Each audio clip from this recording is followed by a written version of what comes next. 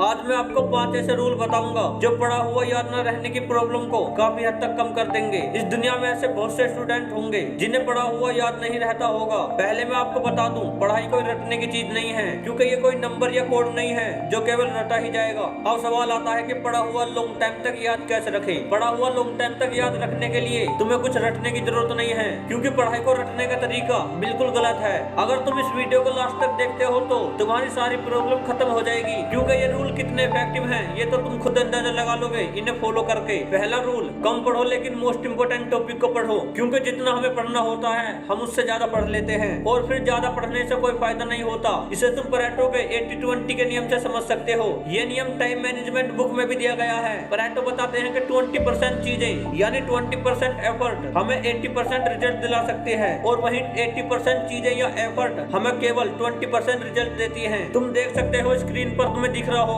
ये नियम तकरीबन हर चीज में अप्लाई होता है। परेटो कहते हैं कि तुम पहले 20% चीजों पर फोकस करो, क्योंकि यही 20% चीजें तुम्हें 80% रिजल्ट दिलवा सकती हैं, और साथ ही 20% चीजों को करने में टाइम भी कम लगता है। इसलिए तुम भी सबसे पहले अपनी बुक में से मोस्ट इंपोर्टेंट टॉपिक को निकालो, जो तुम्हारी बुक की तुलना में केवल 20 या 25% होगा। यही इंपोर्टेंट टॉपिक तुम्हें 80% रिजल्ट दिलवा सकते हैं, और इस 20% को समझने और याद करने में तुम्हें भी आसानी होगी। इसलिए आप पहले इन इंपोर्टेंट टॉपिक को तैयार करो, क्योंकि ये तुम्हारी सिलेबस की तुलना में एक छोटा सा हिस्सा है। पहले आप इंपोर्टेंट टॉपिक को तैयार करो, फिर जो बचा है उसको भी तैयार करते जाओ। दूसरा रूल है, एक दिन में 2 सुबह जैसी एनर्जी। इसका मतलब ये नहीं है कि एक दिन में 2 सुबह होंगी। अगर तुम शाम को 1 या 2 घंटे सो जाते हो तो तुम्हें एक दिन में ही 2 सुबह जैसी एनर्जी देखने को मिल जाएगी, जिससे तुम रात को भी पूरे फोकस के साथ पढ़ सकते हो। क्योंकि पूरे दिन काम कर कर हमारे अंदर की एनर्जी कम हो जाती है और फिर हम काम में आलस करने लगते हैं। अगर तुम कुछ देर सो जाते हो तो तुम्हें काफी फायदा होगा, और ना ही तुम्हें रात को स्टडी करने में आलस आएगा, क्योंकि बहुत से स्टूडेंट रात को बहुत अच्छे से पढ़ते हैं। अगर तुम पहले ही एक नींद ले लोगे तो तुम्हें मॉर्निंग जैसी एनर्जी मिल जाएगी, और तुम रात को भी पूरे फोकस के साथ पढ़ पाओगे। अगर तुम सुबह जल्दी उठकर पढ़ सकते हो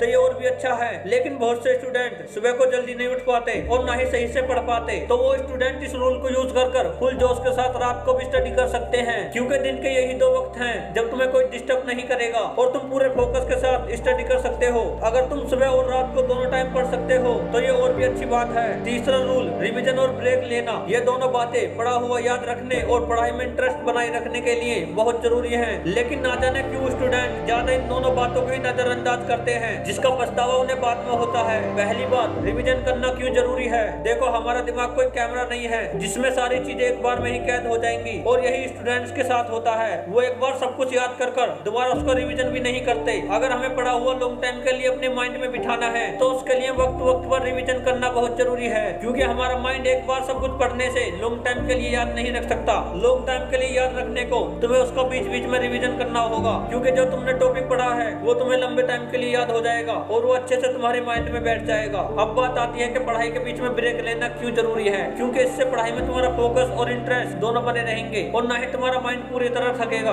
अगर तुम ब्रेक लेकर नहीं पढ़ोगे तो तुम ज्यादा टाइम तक नहीं पढ़ पाओगे। पढ़ाई में फोकस और इंटरेस्ट बनाए रखने के लिए तुम्हें बीच बीच में ब्रेक लेकर पढ़ना होगा। तुम पोमोडोरो टेक्निक का भी यूज कर सकते हो। चौथा रूल, जो पढ़ा है उसे दूसरों को पढ़ाओ। ऐसा करने से पढ़ा हुआ अच्छे से समझ में आता है। एक स्टडी के दौरान 2 ग्रुपों को पढ़ने के लिए एक टॉपिक दिया गया। जो एक ग्रुप के स्टूडेंट थे उन्हें वो टॉपिक केवल पढ़ने के लिए कहा गया, और बी ग्रुप के स्टूडेंटों को वो टॉपिक पढ़ने के साथ साथ क्लास में पढ़ाने के लिए भी कहा गया। फिर पता लगा कि बी ग्रुप के स्टूडेंट्स का परफॉर्मेंस ए ग्रुप के स्टूडेंट्स के परफॉर्मेंस से काफी बेहतर है। इसका मतलब ये है कि जब हम पढ़ा हुआ दूसरों को पढ़ाते हैं तो हमारा माइंड और अच्छे से कॉन्सेप्ट को समझ पाता है। इसलिए जो तुम पढ़ो उसे दूसरों को पढ़ाओ। अगर तुम्हारे पास कोई नहीं है तो तुम कहीं एकांत में जाकर खुद से प्रैक्टिस कर सकते हो। अब सबसे लास्ट रूल है, ये ऊपर के 4 नियम तभी काम करेंगे जब तुम रोजाना पढ़ोगे। अक्सर तुमने भी एक दिन पढ़कर 1 हफ्ते तक नहीं पढ़ा होगा, तो तुम्हारे ऐसे एक दिन पढ़ने का कोई फायदा नहीं हुआ। पढ़ाई करने का फायदा जब होता है जब रोजाना पढ़ाई की जाए। जिस तरह एक मशीन टाइम के साथ स्पीड पकड़ती है, उसी तरह हमारा माइंड भी तभी अच्छे से काम करता है जब रोजाना पढ़ा जाए। अगर तुम आज 3 घंटे पढ़ते हो तो रोजाना 3 घंटे पढ़ो, और ऐसा बिल्कुल भी मत करना कि आज पूरे दिन पढ़ो और 1 महीने तक किताब उठाकर भी ना देखो। चाहे कम पढ़ो लेकिन डेली पढ़ने की आदत डालो।